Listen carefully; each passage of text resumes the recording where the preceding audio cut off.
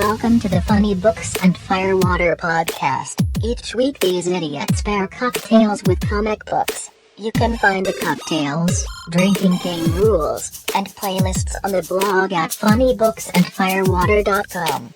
While at funnybooksandfirewater.com, you can also find a drinking game rule to play while you listen to each episode. You can follow us at Firewatercast on Twitter, and Funny Books and Firewater on Facebook and Instagram. This is episode 168, Deadly Class, part of our As Seen on TV month. Hey! No, hold on. Now I have to look up what episode we're on. Now you just distracted me. 168. 168? Yes. Is that true? Yeah. That is true. Yeah, it is 168. Thank you, Jason, for keeping You're track.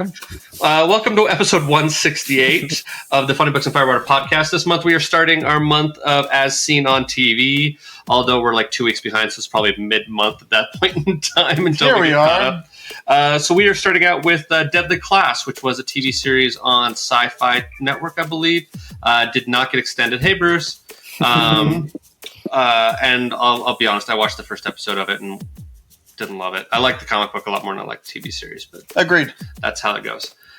So we have 4 people with us today. We have 2 absentees, but we have some of their homework, so we'll share some of that. But we will start out with the man whose home I'm recording. Actually, no, I can't do that legally. I have to go backwards. So we'll start out. That's right. We'll start out with the person who needs to get to bed earliest of all of us, Ms. Lena. Hi, Lena. Hi. So I just want to be clear that the reason we're also reading Deadly Class is because my favorite person in my life told me that we had to read this book. Okay.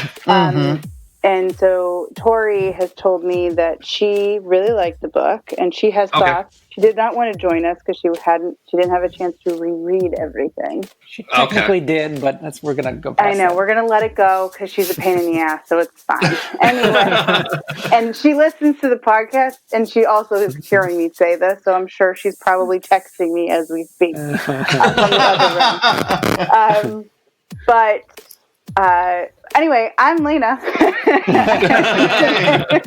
I'm an event manager out of the New York, Connecticut area, and that's pretty much it right now. Okay. Awesome. Then one of Hollywood's elite, we have Mr. Jason. Hi, I'm a writer in Los Angeles. And instead of your WGA update today, I have some comic book adaptation news to share. Okay. So the pilot for Why the Last Man has been picked up by FX, but the 2 showrunners who actually ran the pilot left over creative differences. As of course they did. Yeah. As of a couple weeks ago, they have officially been replaced by a writer named Eliza Clark, whose past work includes Animal Kingdom, The Extent, and The Killing. So hopefully it's good.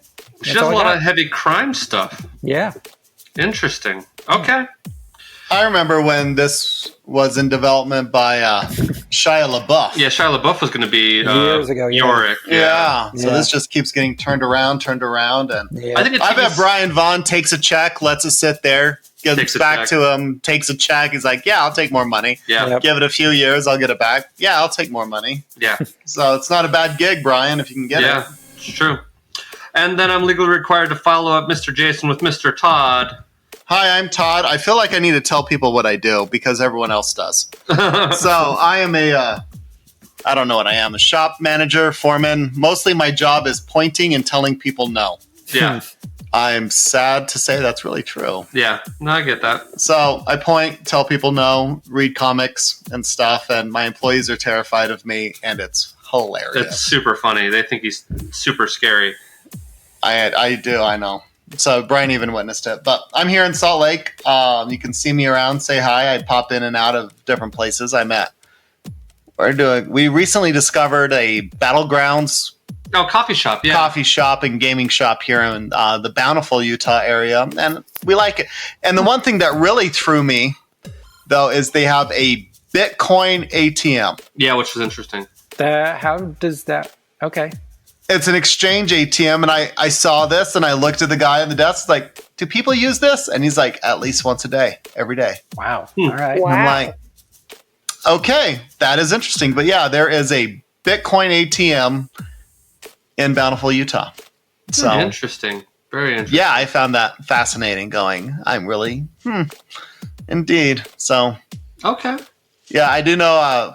One of my bosses lives up the hill in Bountiful, and his neighbor had a shit ton of Bitcoin early on and sold it all. And so he's younger than me, officially retired, and lives in a big ass house up on the hill. And I'm just like, where did I know where I went wrong with my life. There's one Yeah, but here's the right thing. there. Even then, like even when Bitcoin started out, I looked at that and was like, this just seems sketchy as shit. Oh, it is. It still is, but Yeah. doesn't mean still is. But you just watch it and you're like, huh. Well, and we've recently become quite the experts on scams recently. So Yeah. lots of things can seem like a scam or not seem like a scam, as the case may be. So Anyway. yeah, I had a family member become a victim of a phishing attack. And geez. yeah, Yeah, it was very interesting. unfortunate. Yeah. Anyway, we were at the Apple store, and the nice guy who worked there was trying really hard not to say that they target older customers. He was like, they target Apple customers. Apple customers. Like you can see it like thinking like process. Because he'd rather say all Apple customers are a mark versus older people are a mark. Yeah. But it was definitely older people.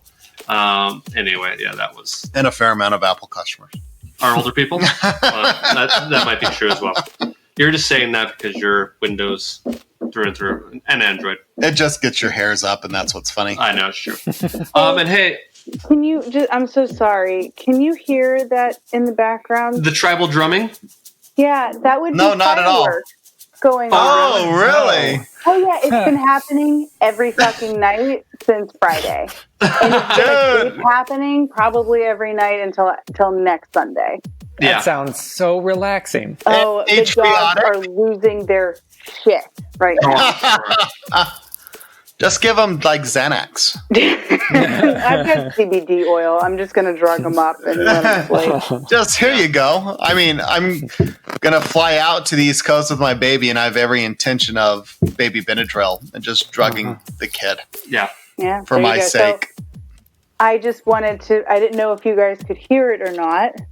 Yeah, we can. So if you hear it, that would be fireworks happening on the beach right by the house. Either that or you're broadcasting from war-torn Connecticut.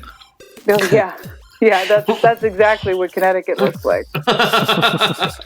Be happy I don't live by the army base anymore, because then they used to do war games at night. Oh, fun. Oh, that'd be awesome. Oh yeah. So machine guns at 1 a.m. It's super fun, by the way. So, okay, I'm sorry. Let's go. And hey, I'm Brian. I'm a sound designer based in Southern California, currently in Utah. Well, when this comes out, I won't be in Utah anymore. But sound design some shows for Lyric that should still be running through the course of the month this episode comes out, assuming it comes out reasonably on time. Yeah, there's that. So, Todd, what is the myification for this week's book? Boarding school with shenanigans. The shenanigans? The evil Harry Potter? It is. I read one review. They called it a mixture of Harry Potter and Mark Miller's Wanted. I can see that. Okay. Yeah. That seems fair. That seems fair. Set in the 80s because why? Yeah. Just because you're not a fan of the 80s. I'm willing to bet let's see, it's Remender, right? Yeah. How old is he? I bet you he was a high school student in the 80s. Still. You know. I was there. I know you just have like no love for the 80s. No. Really? Like none whatsoever. He really doesn't know, because we read Paper Girls and he was like, I don't give a shit about the 80s. Like it's a thing. It's like, so he chose this and I don't see the nostalgia factor has nothing there for me. I'm like, well, that was a choice. Yeah.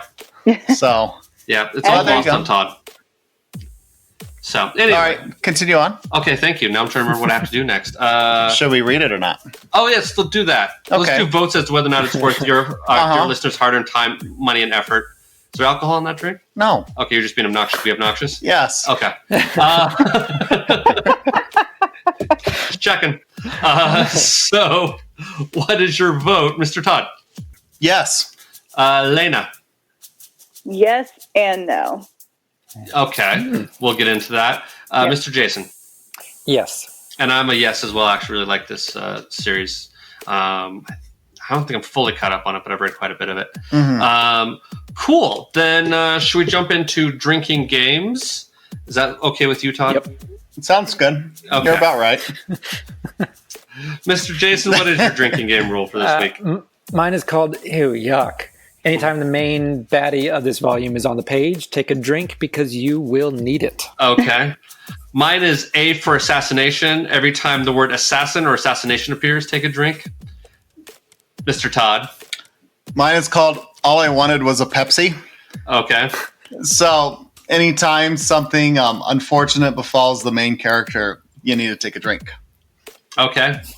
Mr. Adams was Lucy in the Sky with Diamonds. Every time Marcus sees a hallucination while tripping, take a drink.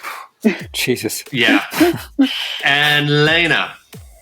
Mine is called Not Again. Every time Marcus gets his ass handed to him. That happens quite a bit as well, actually. Yeah. Cool. Well, let's jump into playlists of songs that we think will be worth listening to in the background while you read this book. Ms. Lena, what do you got? Well, they mentioned the Smiths, so I went with that, and I chose Please, Please, Please Let Me Get What I Want from the Smiths. Okay. Nice. Mr. Jason. I did the exact same thing. I chose a Smith song. What difference does it make? I did a 80s tune. I did The Killing Moon by Echo and the Bunnymen. Very nice. Yes, Mr. Todd. As much as I want to do the Dead Milkman's Bitch and Camaro, Yeah. I chose not to. But Oingo Boingo just put their catalog on play. Okay, I get that. Yeah. And Adams is the only modern one, really. It's Pumped Up Kicks by Foster the People. It's kind of interesting. Still works, but yeah. Cool. I will say at the end of the second issue, Rick Remender does put a playlist out of all the songs from the era that the characters would have been listening to. And it's a really fun collection of songs, so that's worth looking at. Okay. Yeah. Very cool. So then we have cocktails. Yeah. Mr. Jason, what is your cocktail for this week? So this one is called the Fog Cutter, but I would have renamed it to be Cut Through the Bullshit. It is 2 ounces of freshly squeezed orange juice, 1 ounce of freshly squeezed lemon juice, half an ounce of orgeat syrup. I don't know if I'm pronouncing that correctly. Orgeat syrup. 1.5 ounces of white rum, half ounce of gin, half ounce of brandy, and half ounce of Amontillado sherry. You want to add everything except the sherry to a cocktail shaker, fill it with ice, and then shake the shit out of it, as per usual. And then strain it into an ice-filled highball glass. Carefully pour the sherry on top of the drink, garnish with a sprig of mint, and drink to enjoy. As if drink to not enjoy. Yeah. You say that at the end of every single one of your drinks. Do you know that? Yeah, well, I purposefully, because I've seen some recipes that actually have that in there for some reason as if you're not going to drink it. So I think it's a ridiculous thing to do. So why not? Sometimes you just, you drink to get hammered. Yeah, that's true. That's true. Yes. Yeah. So, yeah. Yeah. Cool. Mr. Todd, what is your cocktail for this week? Mine is the Amaretto Sour 2, the Morgenthaler formula. Okay. Yes, that's just a great name. This has 1.5 ounces of Disaronno, 1 ounce of bourbon, 1 ounce of freshly squeezed lemon juice, and a half ounce of an egg white. So put all the ingredients into a shaker, dry shake it, which means no ice, and then pour over ice into a lowball glass and enjoy. Cool. Mine ties into my song. Mine is also called Killing Moon. It's 3/4 of an ounce of gin, 3/4 of an ounce of solbeso, 3/4 of an ounce of dry sake, and 3/4 of an ounce of tea syrup, jasmine green tea syrup, to be specific, and 3/4 of an ounce of lemon juice. You shake, strain, and take it up or on the rocks. Ms. Lena, what is your cocktail? So I went with an 80s classic, which is a slow gin fizz. So it's 2 ounces of slow gin, 3/4 ounce lemon juice, club soda, and a lemon wedge. So add all ingredients except for the lemon wedge and the soda water into a highball glass. So it's basically the gin and the lemon juice. Add the ice and top with soda water. Stir gently with a bar spoon to incorporate and garnish with a lemon wedge. Have you seen those bar spoons? They've got the swirls on it. So the idea is you can spin the spoon while keeping the face always pointed into the center of the drink. I'm pretty sure I am never going to be talented enough to actually do that. Yeah, it takes practice. I've tried. It's very difficult to do. And Adam's drink for this week was the Acid Trip. It's 1 ounce of bourbon, 1 ounce of amaretto. You pour over ice and stir, and then strain into a shot glass, and then drink to enjoy, Jason. That one's similar to mine a lot. It is very similar, actually. Cool. Do we have any final warnings before we let people loose to go read this book? If you don't like violence, don't read this. It's a very, very mature book. Yeah. However your feelings are about Kill Bill probably falls into similar. That's true. If you like Kill Bill, you'll probably like this. If you don't like Kill Bill, it might not be your cup of tea. That's true. Well, that being said, we will take a brief break, and then we will see you on the flip side. While we take a break, here is a message from one of our fellow Hello Sweetie Network podcasts.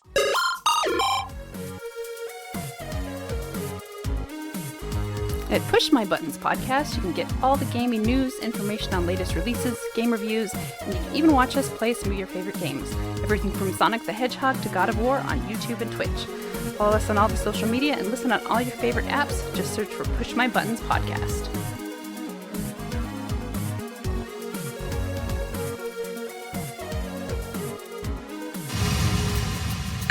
What was that? Ice. Oh, he's biting ice. Okay. Yeah. I thought you were just making fun of me. It's touch. That's just a natural assumption. Could be both. It could be both. It's a natural assumption when it comes Rawr. to Yeah. I like having you here. This is good time. Why?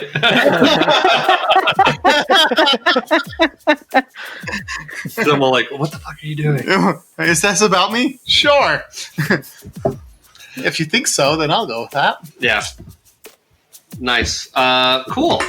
Well, then, who wants to... I mean, the general gist of this book, without being too spoiler of it, and this is my memory, basically this kid, he's homeless. His parents died in a fire. He ends up beating up some bad guys and therefore gets recruited into basically Hogwarts for assassins. And all the kids there are like children of supervillains and, well, not supervillains, but of like gangsters and mafia people and whatever. And so basically he's in school to learn how to kill people. And there's same cliques that you have in any school, except the fact that these people might actually kill you. That did seem fair for the general gist. Yeah. Cool. Well, who would like to start out on this? I'll start. Okay. Cool.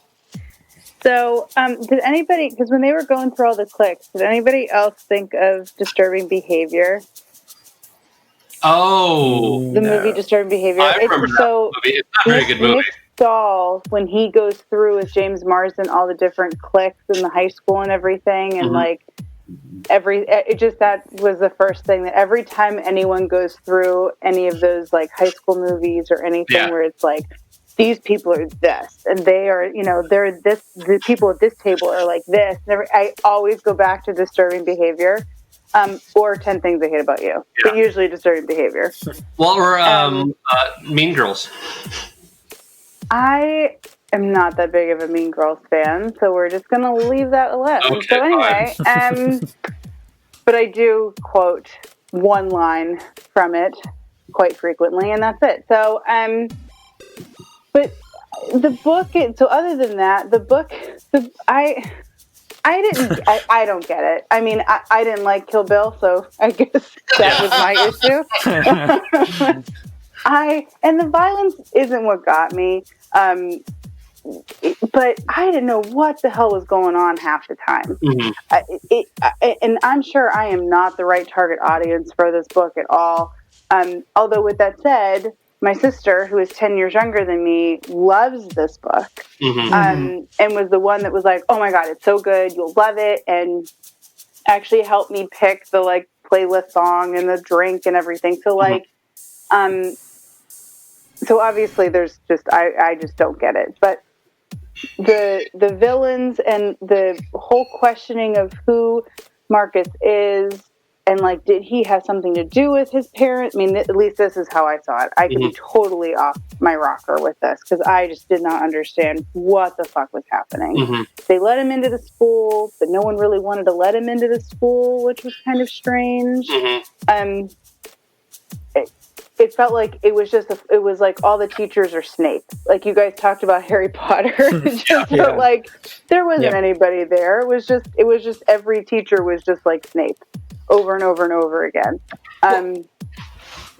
So and the relationships between everyone, I didn't really get into it until the very end, when Marcus was literally getting the shit beat out of him, and almost killed and everything. And then everyone started to kind of rally around him. And then you see the baddie finally come into play and interact with the rest of them. But even the villain being like, into animals and like I just didn't understand what was going on. And so for me, I'm like, I don't recommend it unless you want to watch the show, to which I think you have to read the book to really be able to enjoy the show, because I don't think the show dives into everything. At least you would think it wouldn't, because it's not on like HBO, it's on Syfy. So like, they're not going to delve into everything. But this was like not a book for me, I guess. I don't know. Okay. I mean, here's my thing about it that I feel like, I think the question about Marcus and his parents, I think, leads it to believe of whether or not, is this a kid who really does truly fit in with this group, or is he sort of a kid who by happenstance has fallen in with this crowd? You know what I mean? Like they all sort of think that he's he could potentially be a bad guy or not. So it's sort of like that Harry Potter thing of like, he was raised by muggles. He has no idea what this world even exists. And sort of, he ends up becoming part of it. There's a lot of, like, there really is a lot of parallels between Harry Potter, and this book, but it's also sort of like a classic kind of trope. And Reagan is bad.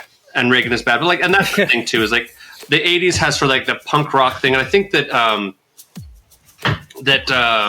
when you're in high school, your countercultures are far more identifiable. Like, like at least when I was in high school, the punks dressed like punks and the goths dressed like goths and the cowboys dressed like cowboys, even though they've probably never seen a cow in their lives.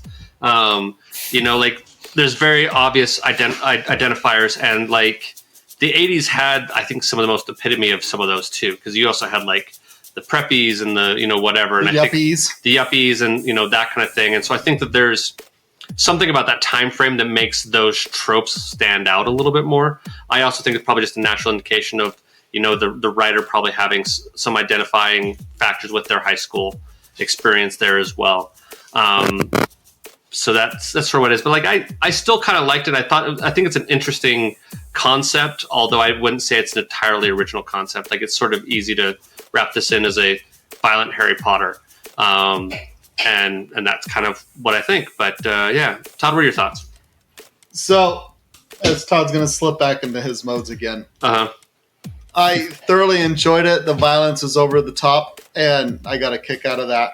But I will say, you could definitely tell they're like going to the people's like, all right, this is set in the 80s. And then the colorist went, it's set in the 80s? Like, yeah. He's like, we got this. Yeah. And it's like, now we have an excuse to use fuchsia. Yeah. You can never use fuchsia anymore. Yeah. And for me, what was so much fun as you watch it, it's like, what is the medium of comics? Mm-hmm. What does it do better than other mediums? It's like, why am I drawn to comics when, you've got moving pictures or you've got the written word with your unlimited imagination, but here you have sequential art. And what makes this better? And part of it, as you're going through, and I've got a page here, and even in movies, they can jump like color temperature and color grading back and forth and whatnot. But the amount of variety in jumping with the color and the tone and the feel is just absolutely astounding when it's being done well and it's done right. And you can totally pull the dialogue away and it still works at the best of times. And then the dialogue absolutely can make it richer and whatnot. And watching with this I really felt watching it, the artists and the colorists so in sync, and they appeared to be having a great time making this. And I think that really came through. Sometimes you can definitely tell a piece of work has been work for everyone to get out, or like, let me just get this done. And the artwork here, there's a simplicity to it, but sometimes it's very intentional with the simplicity, or you've got the characters in black, So it's kind of like a colorified Sin City at times. Other times it goes, but it doesn't feel like, oh, this is really rushed. And even if they were, it looks great. It looks intentional, and they're having a good time. And it's a really violent. I rather liked it. It is a Harry Potter mixed with Wanted, and it's everything's just amped up with fuchsia, and yeah, why not? Cool. So, Mr. Jason, what are your thoughts? So I may be sort of an odd duck in that I am not the biggest fan of Kill Bill, but I really did enjoy Deadly Class. In a weird way, Marcus's attitude towards the world around him and everyone else kind of reminded me of Catcher in the Rye. And his sort of carefree, no one knows anything, everyone else is a phony except for me, and I'm the only genuine person around. And then when he gets in with the misfits, who are sort of a mixed bag from all these other different cliques, because you've got someone from I think 3 or 4 different little groups, all grouped together to be whatever their group is. I definitely identified with that. No one who, or at least people who could have fit in with other groups, but decided that they just felt more comfortable in a mixed bag of people. So I did like it for that.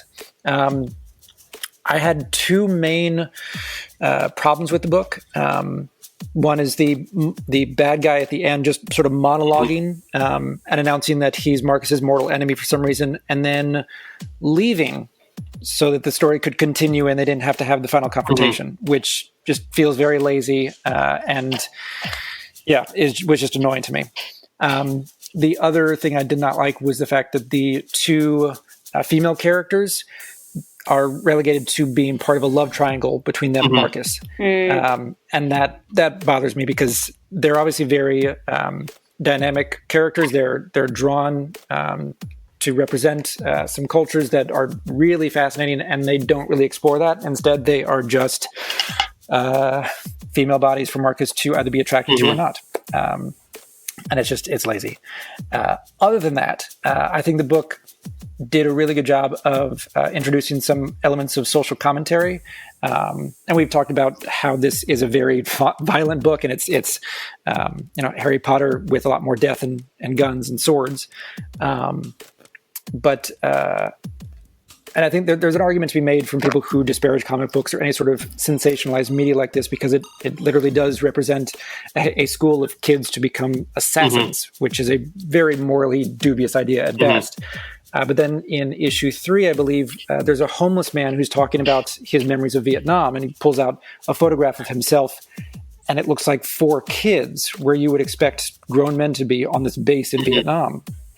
And so whatever people can say about a comic book being violent or whatever, it's at least not part of the military-industrial complex and isn't responsible for bombing entire villages. So, yeah. But even within that context, and I think part of that same storyline, Marcus does pose a question to himself.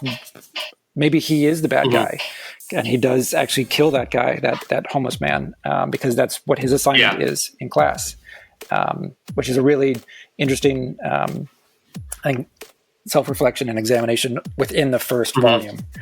On top of that, the writing, I think, you're talking about, Todd, you were talking about the value of it being written as a comic book and what that lends itself to.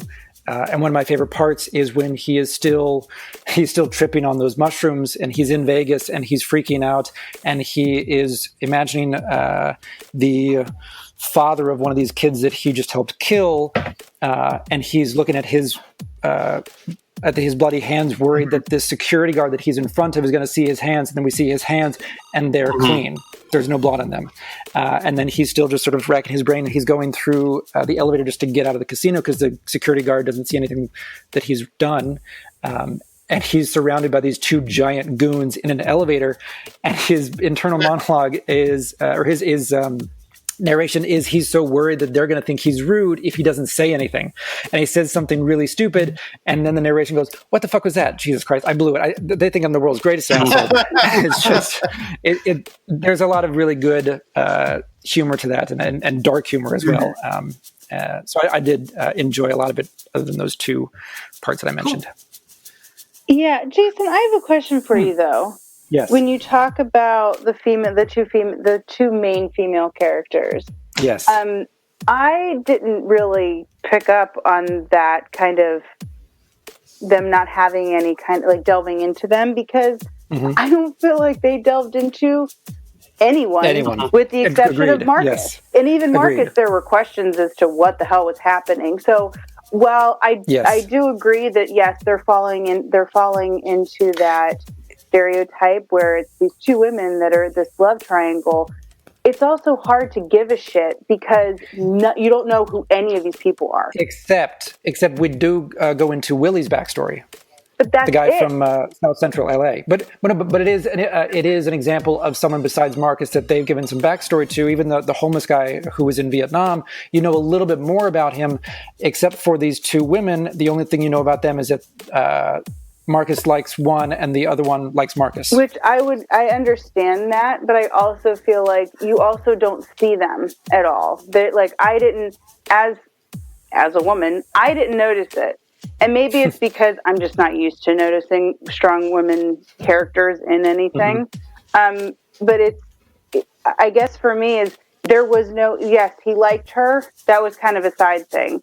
The girl that liked him, I mean, I just thought she was annoying. So yes, I'll agree with that piece. I didn't see there to be a true love triangle. I just saw this girl throwing herself at him, and he wasn't saying no to her. He may like whatever I forget what the other. Saya. Yeah, he may like her, but he's not doing anything about it. There's nothing there, and he didn't spend really any time with these girls besides when he's tripping balls in Vegas.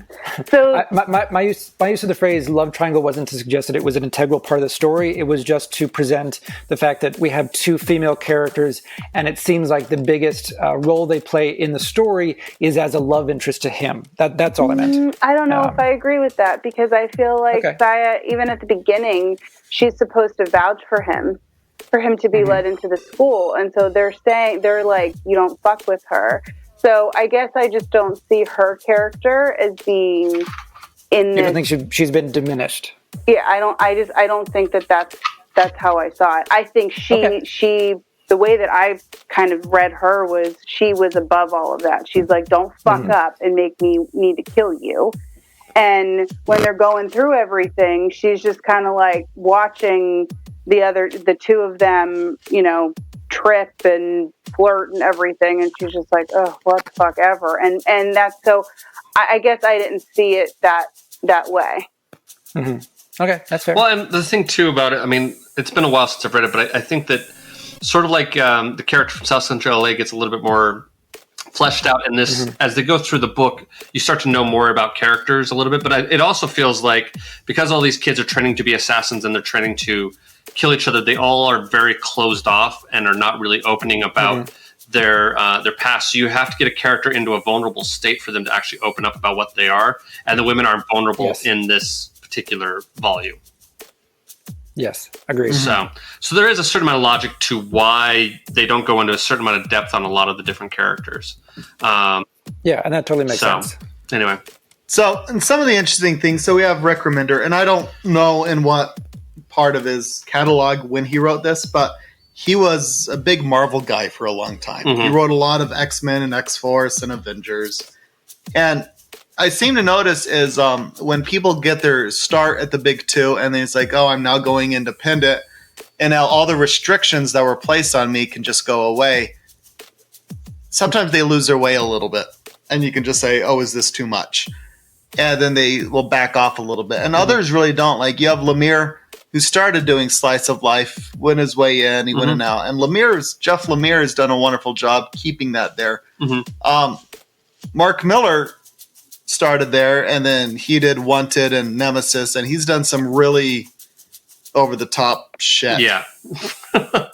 and he's done some really sweet, amazing stuff, and he's really hit or miss. And Remender just really seems to be, I really enjoyed this, but also it seems to be like I have shaken the shackles of the editorial staff. Now look what I can do. Mm-hmm. And I can see bits and pieces there of that coming forth through the work. Yeah, and I feel like some of that too is just establishing a violent world, and that I think it's been a little while since I've read some of these, so I'm trying to remember. I feel like as it goes on, it becomes less about the violence and more about the relationships. Oh, like HBO. Yeah, like HBO. Okay. Yeah, you know what I mean. So, and I think it's sort of like this establishing, like they're in this violent world, and there are these stakes of like actual death in high school.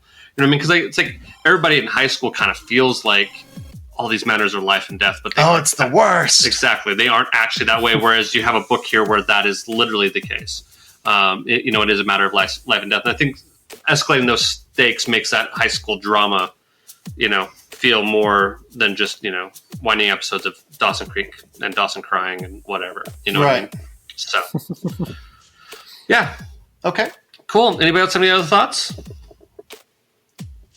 Okay. I really liked it when Marcus is tripping balls and he goes to Vegas. Yeah. It's just beautiful and exactly what you would imagine. Okay. Cool. Sorry, I just got a text message and it just ringed in Todd and I's ears. So, well, then let's jump into grades for this book for writing. No, it's not writing. Self-contained. Self-contained. I was blanking on self-contained. That's what it was like. I'm like looking at Todd and for self-contained, what is your grade, Mr. Jason? I would say B. It wraps up Marcus's initial arc going from wanting to die to wanting to live, but obviously just the start of the story. Lena? F. Okay. I have there's so many things that are left open at the end of this fucking book that for you to figure out anything, you have to read the next one. So F. Okay. Mr. Todd? I'll go with the C on that. I mean, the story in and of itself it was telling was pretty good, but a lot more to find out. Yeah, and I'll go with a C as well. I think it's starting the world building, but it has a long way to go. For writing for Rick Remender, what is your grade, Mr. Todd? I give it a B-. I enjoyed it. It was well enough. I think for a lot of it, the art really overshadowed the writing for me. Yeah. Ms. Lena? I said C. Okay. Mr. Jason? It's a solid B for me. I will also add on with it, Jason. One of the things you brought up about the villain giving his big speech reminds me of the movie Shazam, and probably my favorite bit was in Shazam. And you've got Mark Strong going, "I will tell you everything," and then you have Shazam going, "I'm like 3 blocks away from you. I can't hear anything." Yeah, that was great. It's like I can't hear you. Nothing you say matters, and I was like, that's fantastic." Okay. Yeah. Cool. And I'm going to give it a B for writing. I liked it a fair amount and have kept reading it. So for art, for Craig Lowridge? No, Lowridge and Boyd are the colorists. Lowridge and Boyd. Okay, so Craig and the colorists of Lowridge and Boyd. Ms. Lena, what is your grade? I was on the cusp of like A-, B+, more on like the A- side. I thought that the art was probably the only thing I really, really did like about the book. Okay. Mr. Todd? A. I love the art in this book. Okay. I also like the art a lot in this book. I'll give it an A-. And Mr. Jason? It's an A for me. It's definitely the standout. One thing I do want to mention with regards to the art, in between some of the issues, there are some character designs that the artist puts in. And one of the things that caught my eye was that Wes Craig, the artist, makes a distinction between the scars on Marcus's body, signifying chaos, and the tattoos on Saya, signifying order. And I thought that was a really nice touch. Okay. I like that. That's everybody for art, right? Yeah. Okay. Yeah. Then for final grade, what is your grade, Mr. Todd? B+. B+. Okay. Ms. Lena? B-. B-. Okay. What is your grade, Mr. Jason? B+ as well. Plus as well. Okay. And I'm at a solid B Hold on. And enter Jason's just a little bit wrong, so it didn't give me the grade. Okay, so that gives us a grade point average of 3.075, which is a B average, so that pretty much equals out to what we want. Mm-hmm. Cool. Next week, we will be reading Umbrella Academy, which was a TV series on Netflix, which I have actually watched all of that, and I've also read all of Umbrella Academy. They also started a third section of Umbrella Academy, which is currently being released in single issues as we record this. But I've read... And that show did get continued for a second season, I believe. I believe it did. Oh, no, it did, because I've seen on Gerard Way on his Instagram, he was taking photos from the first table read of the first episode of the second season. So nice. they're at least at that stage in the game. So it was probably greenlit before it actually came out at that point in time. For those of you who are fans, Gerard Way was the lead singer of My Chemical Romance, and he's the writer of this book. And he has said at one point in time that it was sort of a way of him dealing with becoming famous, was him sort of writing this book, was his sort of perception of what being famous was like for him and his brothers who were in the band My Chemical Romance, which is kind of interesting. So that will be next up. Anybody have any recommendations for this week? I have two. Okay.